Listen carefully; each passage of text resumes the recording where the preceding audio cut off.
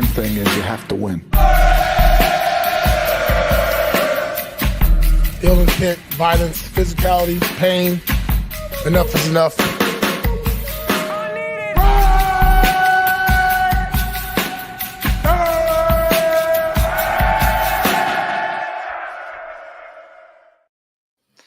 All right, welcome back to the Just Win podcast. We are coming at you guys live after the Raiders beat the Jaguars 19-14. That's Tashan Reed. That's Vic Tafer. I'm Ted Wynn. They were at the game.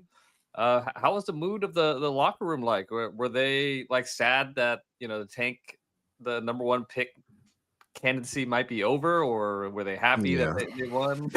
Yeah, they were devastated that they won the game. Asshole. Owner Mark Davis was in there celebrating with the guys, playing some music. Some players were dancing. Mark was clapping and chatting it up with AJ Cole and Daniel Carlson when I went in there, and he's talking to everybody, man. I saw him dap up Carter Bradley. I was surprised he knew who Carter Bradley was, but he's in a good mood, telling the guys to keep fighting, bouncing around the room. Antonio Pierce in a much better mood this week. The players are happy. Can't say I'm surprised. I mean, we've talked about it, but teams don't actually tank. Like maybe the Giants are. Maybe that's the only team in the NFL that's actually tanking right now, but I don't think any other team is, and the Raiders clearly weren't. Antonio Pierce is in a position to intentionally lose, and a lot of these players, because of the injuries they've had and just the way the roster is structured, I mean, it's guys on one-year deals and rookie contracts. Like those guys are still trying to get their money up, so they always have something to play for. So pretty excited locker room coming off beating the Jaguars 19-14. It was a ugly win, a close win, but given that it had been about 3 months since they won, they'll take it how they can get it. Yeah, I think definitely a huge sigh of relief. I think Jacoby Myers said he forgot how it felt to win. It was fun. He had a good time. The players had a good time. We saw smiles on their faces during the game, especially afterwards. So I think I asked a couple of guys what their message would be to fans who are mad about the lost chance to get a top overall pick. And Myers like, you know what? We hear the fans, but we're professionals. We play to win, and that's what we do. And Abdullah said the same thing, like, hey, man, our job is to win games, not every week. So, I mean, no one cares about the tanking or what the fans want. So, it's good. I think, we try something for so long and you finally break through. I think it's a great feeling for not only the younger guys like Tashan said, but also the guys who've been there for a while, the veteran guys who have been kind of trying to keep the message going, keep the players positive, and say they were rewarded with a win. Yeah, players don't actively try to tank, but the Jaguars, they made it a little suspicious. I mean, the way they played today was just ugly. 2 turnovers, a bunch of penalties, a 22-yard punt. I don't think I've seen a 22-yard punt before. So they just wanted that top pick a little bit more than the Raiders. But yeah. But anyways, the Raiders got a win, and they were happy about it. Obviously. I mean, the good news is, you saw how good Brock Bowers is. If you try to play him one-on-one like the Jaguars did, he's going to burn you. And it didn't matter who they put on him, whether it was a linebacker, nickel, safety. He was able to win that matchup. And it just shows that Bowers is a guy that teams have to try to double team moving forward. And if you could find another weapon outside of him consistently, the Raiders offense could be one that's hard to stop. Yeah, I think we also have to give props to Aiden O'Connell. He definitely escaped pressure a few times, made plays on the run. I think he had a 13-yard run also, so definitely found Bowers after some broken plays, and that's not his strength, but I asked Pierce about it, and he said he was also shocked by the athleticism showed by Aiden O'Connell. So, they only scored 19 points. Let's not say the offense had a breakthrough, but they made enough plays when they had to. Bowers came up big, like you said, and Amir Abdullah had a lot of plays on that big drive. They scored the game-winning touchdown. He had like 4 touches for, I think, 36 yards. So definitely he came up big as well. Yeah, and I mean the defense, more so than offense, was really what won them this game. You mentioned forcing the 2 turnovers, and at one point I think they had 6 stops in a row. Gave up a couple touchdown drives, but I thought the defense was really good today, particularly given that they had 6 starters out, 5 of them on injured reserve, and then Nate Hobbs didn't play today due to an illness, and so the defense led the way, and they've been surging since that Chiefs game on Black Friday. I think they're And, the games aren't all finished yet, but last time I checked, they were 7th in scoring defense since that Chiefs game. So they really turned it around after a pretty rough start to the season. And I think considering, I know they haven't been playing the best teams outside of the Chiefs, but they did play a good offense in the Bucs, and they are without a lot of players. And so I think we've seen the most fight and success coming on that defensive side of the ball. And they kept them in it. And in the past, the offense has let them down, but they were able to do just enough to help them get over the hump in this one. Yeah, shout out to Patrick Graham. The defense is playing well. They had a good game plan. Missing Max Crosby, but still playing hard and making plays. And the secondary is so beat up right now. I mean, they were down to 4 corners left. So if another corner or 2 got hurt, they might have to call Tashan Reed from the press box to come down and play some corner. But they still played hard. Jack Jones made a couple plays. Trayvon Morey continues to be a playmaker at the line of scrimmage. And Tashan, man, he had another really good game today. He almost had an interception from what I remember, right? Yeah, it was a screenplay. Yeah, and a couple key pressures. He was the one who drew the holding call. At the end of the game, when the Jaguars had a chance to win, it was 4th and 1. They got a run past the first down sticks, and they got called for holding. It was Tashan that drew the holding call. So another good game for him, and he looks like a guy that could be a potential player for you next year, or a guy that could play a role for you next year. Yeah, crazy stat, man. The Raiders are 1-11 with Max Crosby and 2-1 without him this year. So go figure. But that's just some props to, like you mentioned, Coach Graham and the guys who kind of stepped up. And you got guys like John Jenkins had a big pass rush tonight, and the veteran guys like Adam Butler and Luwalu had a couple big pressures, a rookie, undrafted, 7th-round pick. So guys are stepping up. They're taking advantage of opportunities and kind of making plays. And again, like the shots of the defense kind of set the stage. And usually, though, when they make the one big mistake, like they did today, when they didn't cover Brian Thomas and they scored, they fall behind.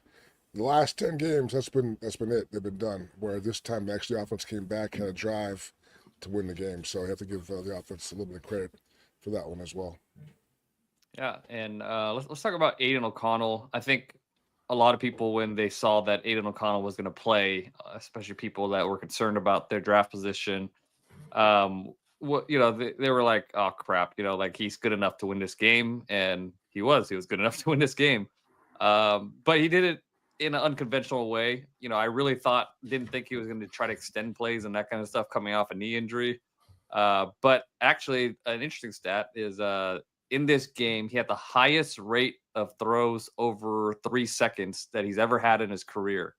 So he really tried to extend plays today, and I guess it kind of worked. And it kind of shows, too, that if you could find a play extender to go with Brock Bowers, I mean, he's just a guy that I think is going to be really good at finding those open zones and finding space when the quarterback scrambles. So kind of gives you a glimpse of what can be if you find a scrambler to go with Bowers. Yeah, I mean, what they call him in the locker room, Vic? Aiden Vic? Jacoby called him Aiden Vic, yeah, so that's his there new you go. nickname. But I mean, a few times he made, it looked like he was going to get sacked. Like usually in the past, he's been dead to rights, but he was able to escape with some guys, and he got out of the pocket and ran for some plays, and he found Bowers. He found one of the big plays of the game was when he got out of a lot of trouble, and he found Abdullah for a great catch on the sideline. That was a huge play, which showed both guys kind of resilience. And Abdullah's, I mean, like he said today after the game, like he's kind of bided his time. And he knows he's a role player and kind of watch other guys get turns. But whenever he plays, man, he does something. He has a little juice to him. I think he probably should have had a bigger role all along. I think based on the running back room, but he's got some wiggle to him. He makes some plays, and 10-year vet looks like he's still pretty fresh. Yeah, basically the whole offense today was when the Jaguars play man, go to Bowers, and when they play zone and leave a bunch of space, check down to Abdullah, and he made plays, and that's a great offense. That's pretty much all they needed. I mean, I thought it was a pretty good game plan. I mean, the Ryan Nielsen, he just put the Jaguars defensive coordinator. He just plays so much man coverage. It was just just a bunch of rub routes to create space for Brock Bowers. And then, when they play zone, they drop back like 50 yards. So you just check the ball down to Abdullah. Sometimes they like misdirection play actions. I thought worked pretty well, Yeah. but yeah, I mean, it's weird because we always give Scott Turner some praise because the offense looks better for sure than it did on Getsy, but they're still not scoring points. I mean, that speaks to the talent on the offense. I don't know, but tonight 19 points was enough. So a win's a win. So they got the win. Mark Davis is ecstatic. He's high-fiving people in the locker room, not quite popping champagne and smoking cigars. But what does this mean for Antonio Pierce? It's a good question. I can see how I think he needed to win. I think to have any kind of argument to come back next year, I don't think you can lose out. I think you can't lose 13 in a row to the end of the season. And you say, well, hey, the effort was there. We didn't get blown out. That's all good and whatever. But I think to even be considered to come back, he needed to win. And maybe next week he gets two. Who knows? But so it was a big for him. He said earlier that he and the staff and the players are all playing for their jobs. And I think tonight was a nice notch in the belt for all those guys. Yeah, I mean, this doesn't decide it either way, but I think at least gives him a chance to keep his job going into next year. Just looking ahead a little bit, I mean, they have the Saints in New Orleans next week. It's up in the air whether Derek Carr is going to play in that game or even Alvin Kamara is going to play in that game. Chris Olave as well. So Saints are pretty banged up and don't really have much to play for. So that's a winnable game. And then they wrap up the season at home against the Chargers, who are a much better team, but kind of be interesting to see if the Chargers have anything to play for at that point. If let's say that their playoff seeding is locked in, I don't know if that would be the case because it's pretty close between them and the Broncos and some other teams in AFC. So I don't really know how that's going to hash out. But let's say in a world, the Raiders win out, I think it would give Mark Davis something to think about just because the effort level has been consistent, and given everything that this team has had to deal with this season between the Devontae Adams trade, the quarterback shit to all the injuries on defense, firing your offensive coordinator. Like, I feel like 5 wins is probably about what you would expect for this team. Like, does that mean you bring back AP for sure? Not necessarily, but I think it's something that it's not just a immediate decision and it's a no-brainer like it would be if they had lost out the rest of the way. So I think it's a question mark. This isn't like this isn't like the Chiefs game last year when they went and beat them on Christmas Day or anything like that. But it at least gives him a shot going into these last couple games to potentially keep his job next year. There was a stat today I saw. I think it was I don't know who tweeted out. Maybe Pickenham. I don't know that account, but in terms of the week 1 starters who are now in injured reserve or out for the year, the Raiders have the second most guys they've lost in terms of percentage wise. So 31.8% of their opening day starters are not playing right now, and the second highest.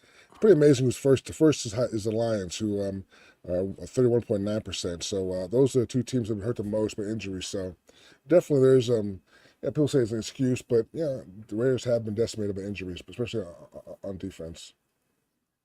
Yeah, which is why I give a lot of props to Patrick Graham for having the defense continue to play at a high level, and I guess it does say something about Antonio Pierce that this team is they're playing hard, and we've given props for that every week. That they're playing hard despite not playing for anything, but they're playing hard. But as far as just the future for Antonio Pierce, I just think as far as the game management, it just hasn't got better. It didn't really come up today, but the way that it was trending throughout the season, it's just hard for me to want a coach that is that bad at game management when he's the CEO coach. But we've discussed it at nauseum. Is it possible he could just replace the guys who do the game management stuff? Can you just replace those guys and have like a new staff underneath them? Would that be enough for you or no? I mean, is it? Ted thought they didn't have an analytics guy for like 8 years. He I didn't even know every podcast. It surprised me that they even had one. So yeah, I had one. Maybe he's not very good. I don't know. I'm just saying you can always. I mean, think about that's a legit argument about the game management thing. He's made some mistakes this year, but he's really a first-year full-time coach, so like he's not. We're acting like he's kind of an interim coach still, but he's kind of coaching for his job. But you can still make tweaks to your staff. Usually, you have longer than 1 year to kind of. And I think Maybe he can make some changes on the game management staff, or obviously the offensive staff was a mistake, but he clearly made some mistakes in the staff hiring. But maybe you give him the benefit of the doubt and say, you know what, there were injuries, there has been a good effort, guys are still bought in. Maybe you can make some tweaks and hire a new offensive coordinator if Scott Turner leaves, and hire a new game management guy and kind of go from there. So I think there's still arguments to be made on his behalf if you're talking to Mark Davis, or Mark Davis is talking to Tom Telesco about the pros and cons about why you're bringing Antonio Pierce back. Yeah, you're falling for the lure of this win. I'm just giving you, I'm giving you the options. I'm not falling for anything. I'm just telling you. I'm giving you the possibilities because Mark's a very reactionary guy, and if they win next week, I don't know. It's gonna be. I mean, he'll definitely be thinking hard about making any changes. I think. Yeah, I mean, like if I told you at the beginning of the season the Raiders are going to have Max Crosby, Malcolm Kuntz, Christian Wilkins, Jacorian Bennett, Marcus Epps suffer season-ending injuries, and Gardner Minshew and Aiden O'Connell are also going to get injured, and Devontae Adams is going to ask for a trade after 4 games, right. What do you think their record would be? Like, what would be your prediction?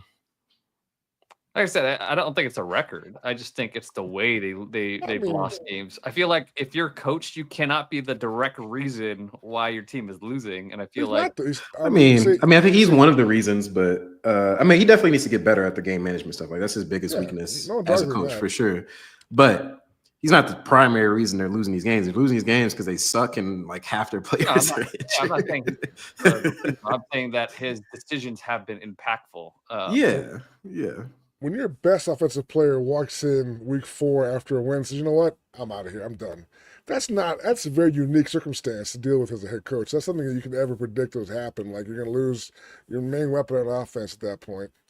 I mean, I think it's a lot to overcome. But and they haven't done it until today. But we got 2 games left, and I think if they finish strong, it could get tricky for those who want Pierce out. All right, let's talk about the tank update. The Raiders drop all the way down to number 6, I believe. Yeah. After the win today. 6. So right now is Giants number 1, Patriots number 2, Jaguars number 3, Titans 4, Browns 5, and Raiders 6. It's a big drop off.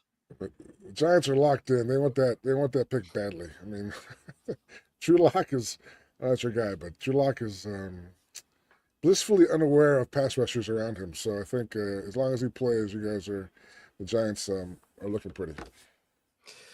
Yeah, I mean, like the tough teams that are ahead of them are the Giants, of course, at number 1, the Titans at 4, and then the Browns at 5, just because those are 3 teams that you would have to imagine are going to at least explore, quarterbacks, if not for sure take quarterbacks. I guess the bright side of it is that you have teams like the Patriots and the Jaguars ahead of the Titans and Browns. So if you are looking to potentially trade up for a quarterback, let's say if the Patriots finish with the 2nd overall pick, maybe you could offer them, I don't know, 2-3 first-round picks to go up and get whoever your guy is that the Giants don't take. And we'll see how the rest of these results shake out the rest of the year. This order is probably not going to be the final order, but there's still like that glimmer of hope there for them to potentially trade up and get their guy, whether that's Shedeur Sanders or Cam Ward or whoever it may be. So they aren't completely out of it. They just made it more expensive for them to get one if they're going to get one. I like that. Like the Patriots, yeah, that makes sense. But yeah, it is expensive, and I just don't know if any of these guys are worth like trading 2 or 3 first-round picks to go get one of them. I mean, my thing is like if a guy is worth the number 1 overall pick, then he's worth trading 2 or 3 first-round picks.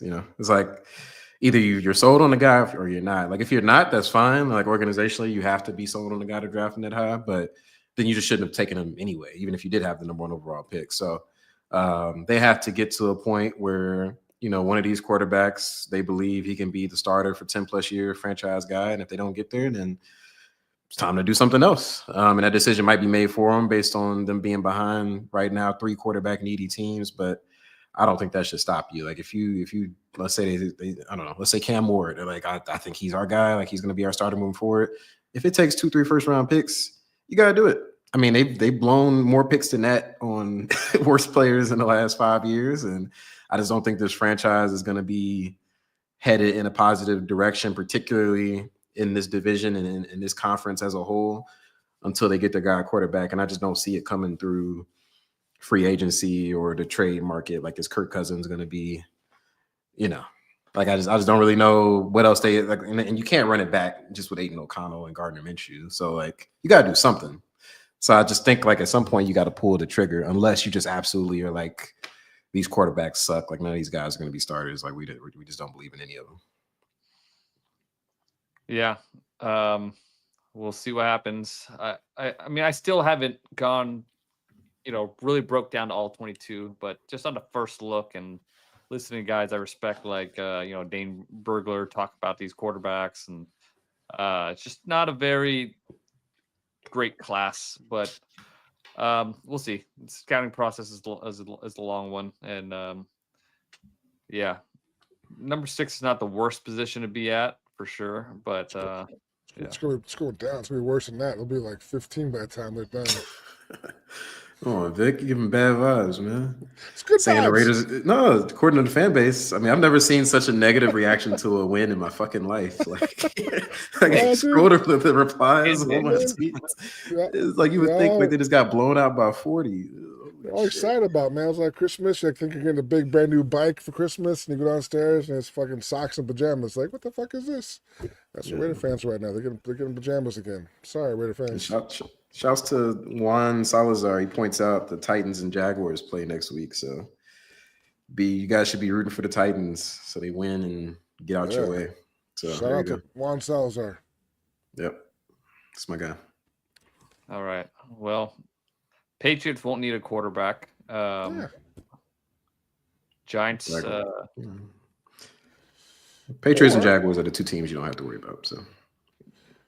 The Raider Nation needs your guy Drew Lock to heat up, man. That's not going to happen. So you just need to root around. You need to root around the Giants because they're not winning a game the rest of this season. Giants they're done. Yeah, they clearly have no interest in winning a game. All right, let's get to some fan questions. All right, let's do it. What good offensive coordinator going to take this job knowing AP had 1 year left? I think that's a fair point. I was talking to somebody before the game about this, particularly given Luke Getsy got all of 9 games to prove himself before he got fired and had a quick leash.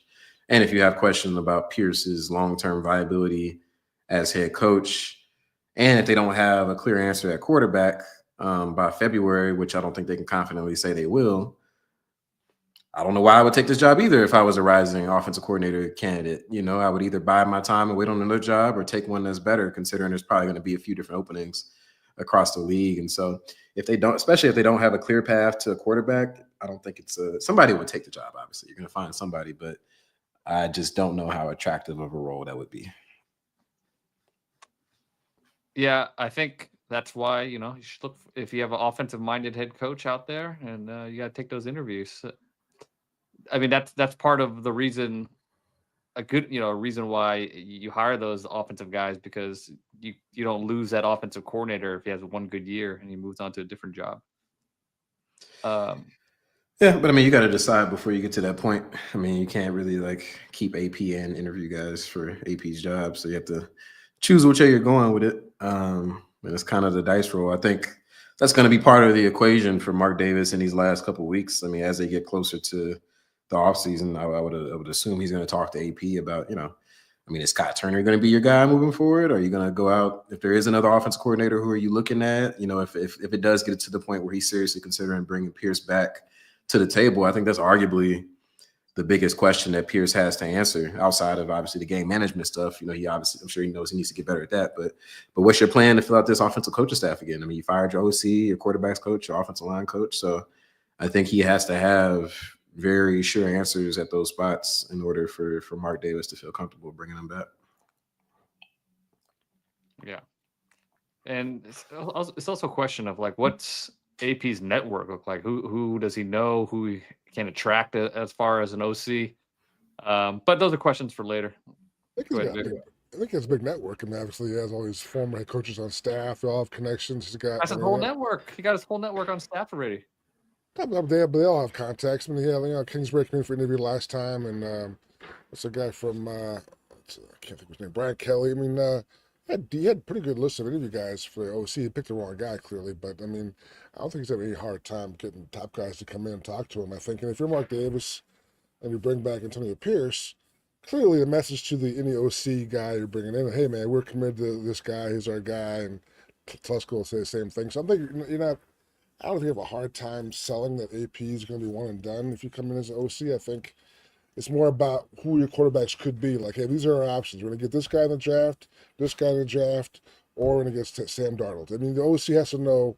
Most OCs, when they come into a job, they have to get a plan. They get a sense of what's the plan? What am I working with? And then from there, they decide what they want to do. Sometimes the plans change. Like when Greg Olson took the Raiders job, he thought he was coming to work with Carson Palmer. Carson Palmer didn't last past that year. So you never know exactly what's going to happen. But part of the interview process is you're told what the plan is. Like one of these three guys will be your quarterback. And what's your plan with those three guys? And that's something that excites you. Then let's move forward. All right. Next question from John Suzuki. If the top two quarterbacks are off the board, what quarterbacks are worthy of being selected later in the first or in the second? Crickets. I know Tashan likes Quinn Ewers. I like Jalen Milroe for that one game. I like Jalen Milroe way back when. I think Jalen Milroe has the highest possible upside, but it's going to take a while to get there. So I don't know if that's really something you want to invest in right now. But in terms of, but there's not much. I mean, we haven't done all, like you said, all our homework and research yet. But no one excites me really beyond the top two guys. Even they're not thrilling to me. Yeah, I mean, just in terms of like who the guys are, I mean, it's Alabama quarterback Jalen Milroe, Texas quarterback Quinn Ewers, and then you get into like the world of like Georgia quarterback Carson Beck and Mississippi quarterback Jackson Dart. So Jackson Dart, what a great name! Falls off a cliff pretty quickly, but the name itself, Jackson Dart. Yeah, but I mean, to get it to the point, like I think if they don't get a guy in the first round, I do think they still have to draft a guy somewhere. Like unless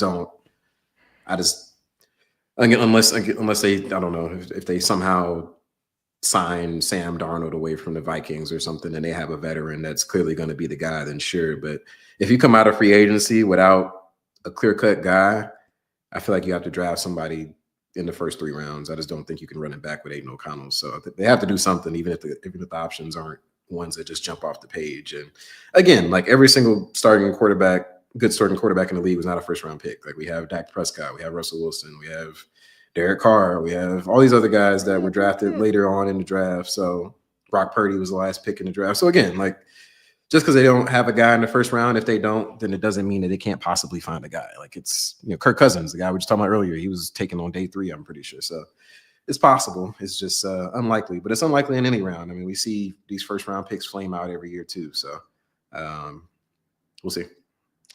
Yeah, there's Dylan Gabriel. He's a bit of older prospect, Oregon quarterback. You're going to see him in the playoffs.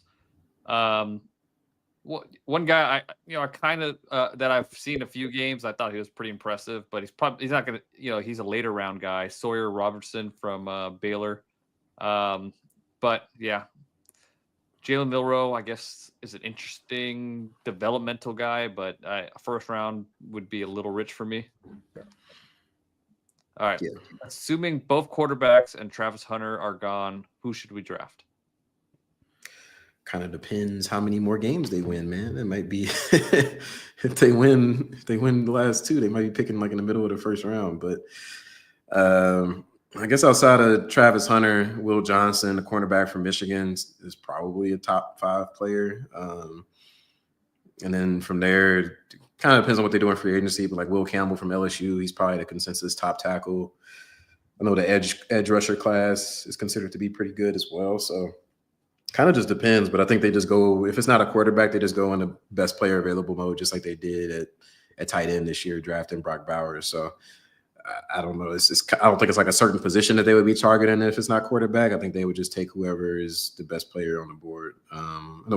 Mason Graham, defensive tackle from Michigan, is another guy, and McMillan, the Arizona receiver, is another guy that I see up there a lot. So the good news for the Raiders is this is a pretty good draft class overall, it seems like, even though for all the questions people have about the quarterbacks, there seem to be other position groups, cornerback, edge rusher, receiver, offensive line a little bit, where people feel pretty good about it. So just because they don't get a quarterback in the top 10 or top 15 or wherever they end up picking doesn't mean necessarily they're not going to get an impact player. So I guess that's a positive way to look at it. And this past year was an example of that. Like, yeah, they missed out on all the quarterbacks, but they got Brock Bowers, and he's pretty good. So Yeah, I mean, like Mason. Go ahead. Good. No, I was gonna say Mason Graham from Michigan. That guy's a freak defensive tackle. Yeah, I mean, that would be a pretty good pick if you want to just make your defensive line just elite. You know, as far as having two really good interior guys, you have Crosby outside. So yeah, that's one guy that I've seen that I liked. I like the idea of adding a number one cornerback that we kind of move these other guys down the spot in the depth chart. But I think you really can't go wrong with best player available, especially when we'll have to wait and see who they re-sign on defense. A lot of guys, up for contracts who've earned probably another year here, so that'll be a big part of it. But impact receiver would also be ideal. But I'm not, I don't know if you want to wait till the second round for that guy. But those are to me like some other bigger needs you have. A cornerback and a receiver.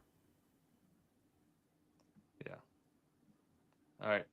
Kobe Brandon asks, when will Mark Davis sell the team?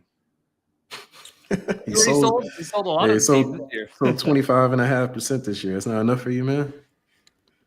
He's got that liquefied assets. I think this team's a gold mine. I mean, at this point, the stadium in Vegas, and he's printing money. So, and he just wants to win. I think he wants to. He suffered through all these horrible years. I think to quit now and not wait for the payoff at some point, if it ever comes, would be kind of a sad thing for him. But I think he's committed. He wants to be here and he wants to win here. And I think that's what we'll just keep going with that. Yeah, why would you use? You're making so much money, and your revenue is growing by the year, and your net worth is growing by the year. There's no reason to sell this team. Yeah, it's not going to happen, guys. We can, but I do think on a serious note, when it comes to he's done a bad job at hiring people to do football things. Like, we can just look at his track record at GM and head coach and see that. And, that's part of why he sold a portion of the team to Tom Brady and Richard Seymour this year. I know Richard was part of the hiring process this past offseason, and you would have to assume Tom Brady is going to be involved if they have one this offseason. And so he has guys that know a lot more football than he does involved now that he trusts. Otherwise, he wouldn't have sold part of the team to them. So does it make a difference? We'll see. Like, are they any better at it than Mark? We don't know that yet. But, they are trying new things and going off the beaten path, I guess you could say, in ways to try to find a solution. I know people are skeptical of Brady because he's, Darth Vader or the devil or whatever label you want to put on him, but he knows football, and we'll see if he's able to help them figure out what to do moving forward. One thing tonight that shows, I think, also about Mark is it reminds you just how much he loves the players. I mean, clearly he loves making money and he loves owning a team, but even since he was a kid growing up, he's always really been attached to these guys and their personality, gets to know them and all. When they win, he really, to say he was ecstatic is people like roll their eyes, really, because won one freaking game, but he really was. I mean, he's happy for himself, but more so for the players who he knows are going through all this, anguish and putting their bodies, to the test every week, and to have that payoff with whatever it means for everybody else. But a win's a big deal for him and the players, and he definitely that's a special thing he holds kind of near and dear to him about that relationship, and just kind of that's a big part of why he is, I think, a long-term owner. Yeah, he seems like he's. Even though they're losing, seems like he's having fun, making money, owning a team. That's a good time. So, yeah, if he wants to hire a consultant, I only charge $1 million a year, and just putting it out there. But you're gonna tell him that Aiden O'Connell's great, though. So then, what's that gonna do for him? He'd be fucked. Hey, see, if he listened to me and started Aidan O'Connell at the beginning of the year, they might have won 2 more games, But, so you have even worse draft pick. Wow. But that's not his. Clearly, that's not his objective. So. Yeah. All right, last question. Juan Salazar asks, if Giants take Ward, do the Raiders go all out and trade for Shadir? Yeah, I guess in a world where, let's say, the the Jaguars or the Patriots have the second pick and the Giants take Cam Ward, I would have to imagine that the Raiders pick up the phone and do whatever they can to get Shedeur. I mean, we've talked about it. Mark Davis clearly thinks highly of him. We know Tom Brady thinks highly of him. I don't know who the head coach will be, so we'll see if they think highly of him. But if he's there, or maybe even if Cam Ward is there, if the second team picking does not need a quarterback, you would have to think the Raiders have to try to go get a guy again, unless they've signed Sam Darnold to a 5-year, $200 million deal or something like that. The only caveat would be that we don't know exactly how much Tom Brady will be involved this first year because he's still doing the broadcasting, maybe more of an advisory thing than actually having a full-on impact. So then the question is, how much does Tom Telesco like Shedeur Sanders? And we don't really know that answer yet. And then he's more of a traits guy, and Shedeur doesn't have really all the traits you want in a top guy, and it takes too many sacks, but also it makes a lot of plays. So I think that'll be the question. And I don't know if Tom will ever tell us that before the draft, but to get to know what Tom thinks about Sanders would definitely be a big step to knowing how much they're willing to trade to get up there. Yeah, I think with Brady, like once the Super Bowl is over, all the broadcast stuff is pretty much over with until next season. So I think that's the vision, is that once the season's officially over, which is like mid-February, that's when he'll start being more involved, and that's in time for free agency and the draft and whatnot. So you would figure by April he'd be freed up to be an advisor or whatever role they want to put him in. Yeah, it's such a weird setup, man. Like he's going around talking to these teams and going around watching these different games, commentating, but he's also the Raiders owner. Minority owner, man. A minority owner. And I know they're super careful with all the guidelines they put around Tom Brady as far as being able to have access with these teams. But I wonder if he does have there's any advantage to him, doing all these games and talking to all these people. I mean, they don't let him talk to. He has like restrictions on him that he agreed to before the season, so he doesn't do like the typical broadcaster pregame shit. Or at least he's not allowed to formally. Maybe he still does it, but he doesn't have the usual practice access, and he doesn't do the interviews like they normally do. So that was already agreed to like way before the season. So he hasn't been doing that stuff. So I doubt it. Yeah. All right. Well, that's all we have for you guys today. Thank you for joining us. I know it was a tough game for some of you Raider fans to watch, but I mean, it was a win, and the Raiders team was happy. Mark Davis was happy. Again, Raiders aren't in terrible position. It's not ideal, but not terrible position now. It says it on the name of our show, the Just Win Podcast, man. They just won. That's it. Yeah. Well, look at that. Just got to win. All right, guys. Thanks for joining, and we will talk to you guys on Friday. Oh, Merry Christmas. Yeah. Happy holidays, guys.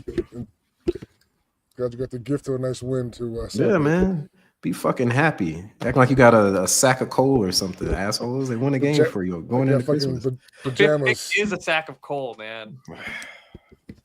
Ungrateful. I thought you were getting the first pick, and then you got a sack of coal. But it's all right. Have a Merry Christmas anyways. Yeah, man. Pajamas are worthwhile. They're comfortable. They can just keep you warm at night. Pajamas. All right, y'all. All right, guys. Peace. Later.